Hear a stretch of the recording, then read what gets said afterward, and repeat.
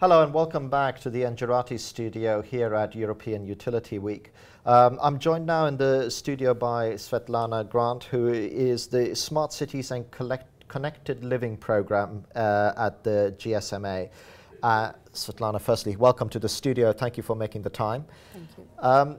I've got a question about smart cities, and it's one of those things that the press is talking about, is being picked up. It's very of the moment, but it does feel like a little bit we're chasing a dream that we'll never reach, because you've got certain parts of the world that have the luxury of going to a greenfield site and saying, build a smart city here, and it gets built.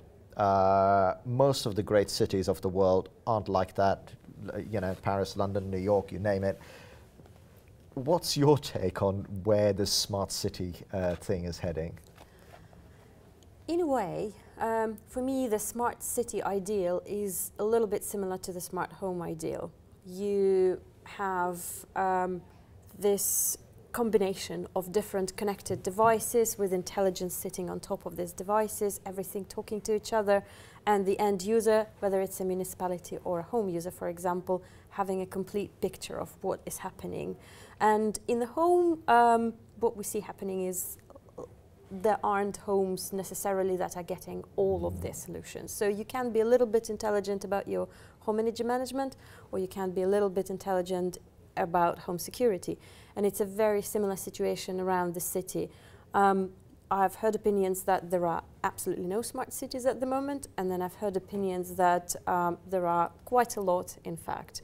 And that's quite disparate, isn't it? It is quite. There's either none or there's a lot. And I think in a way you really have to say, yes, there is an ideal of a smart city, but actually for many cities they will never get to that ideal. It doesn't make sense for them to get to that ideal because they have a transport problem, or they have the energy problem, for example. So they will focus on one or the other. And there will be examples, as you said, of greenfield or new build cities where the government will go in, especially richer cities that have money to create a platform, for example, that responds to all of their needs, for example, and have a cool looking dashboard where they view the transport and emergency services and municipal network and maybe even some view of the grid. And there will be cities that will only have the grid and only have zero emission buildings. And there's nothing wrong with that. I think both types will be perfectly smart in their own right. And in a way, that's okay, especially for the European markets where most of the cities are brownfield. Yes. Very few of them are actually built. And what you're saying is that actually in the grid is it's the common denominator. Even if you're building a city from scratch or whatever, that is where the common denominator lies about starting to be smart. I would agree. I think that in many cases the smart grid, smart buildings are probably some of the core components of any smart cities. I think you would probably have cities that are focusing on transport only, but in many cases what the city does is in some cases dictated by what the national governments, for example, set as the agenda.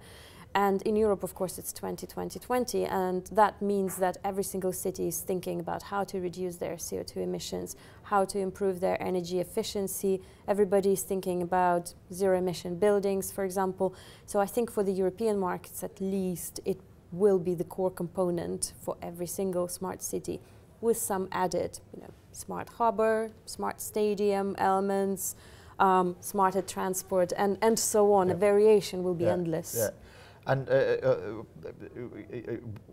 working at as the GSMA association, what's your involvement in this entire movement? I mean, you've got not an insignificant event of your own.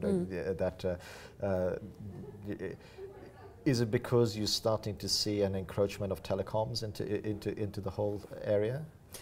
But by definition, a smart city is the city that uses ICT to support all of the services, and ICT layer, in addition to the intelligence, is what defines a smart city.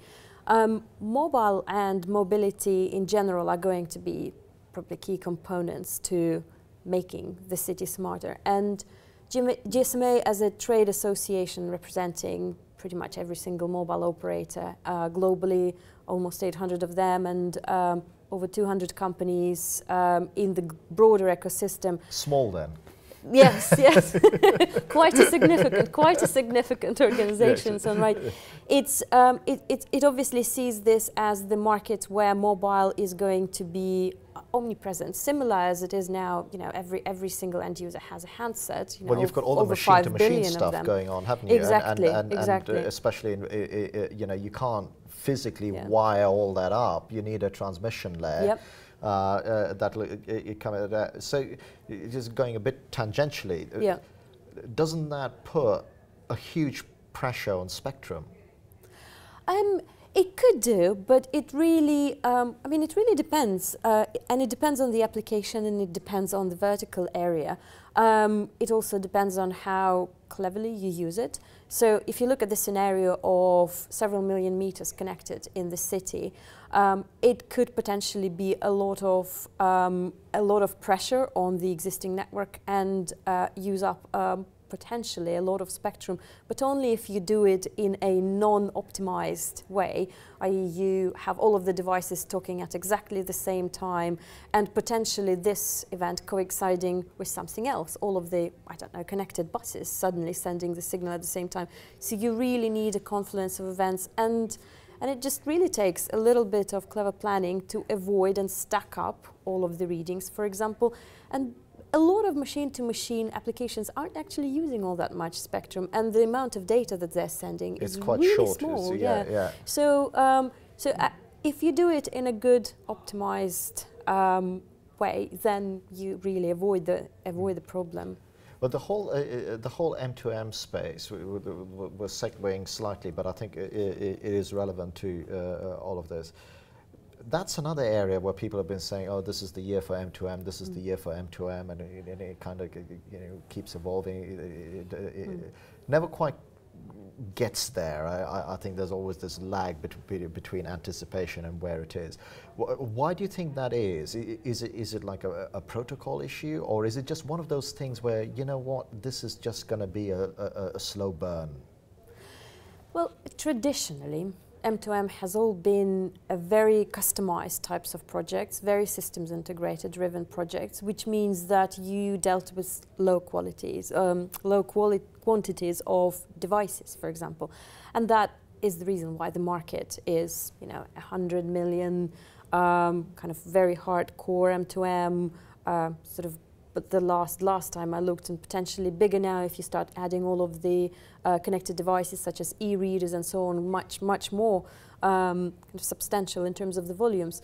But if you start thinking about connecting all of the meters, if you start thinking about connected homes, for example, and I've seen very different numbers, anywhere from 20% of all homes, of course, most of them will have smart meters here in Europe by 2020.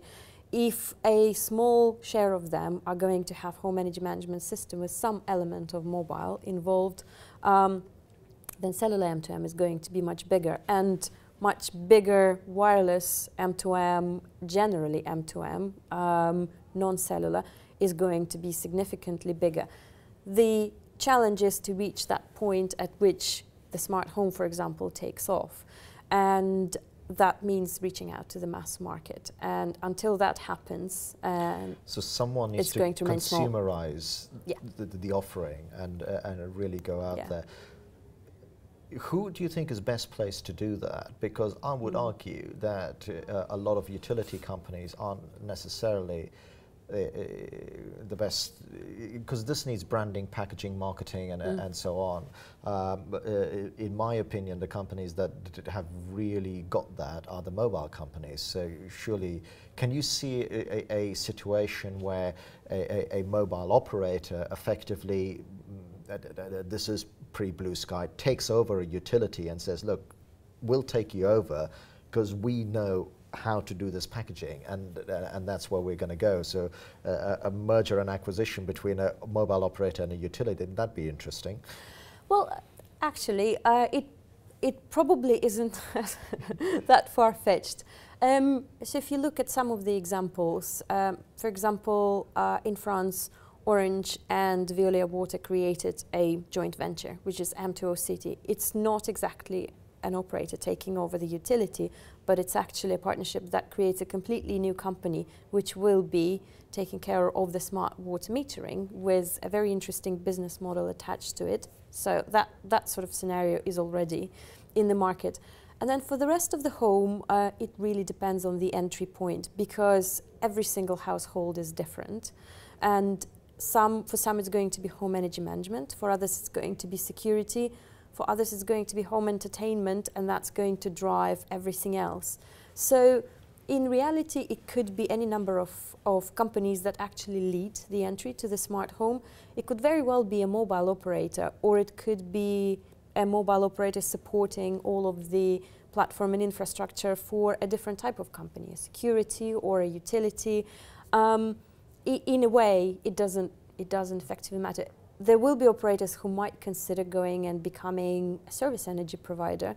And in the liberalized markets, if you take, for example, the UK, where Tesco, Marks and Spencer's, resells the energy services, why not mobile? Yeah, it's already happening in the same way as you had an explosion of mobile virtual network operators reselling mobile network services and finding their niches and specializing in some groups of customers.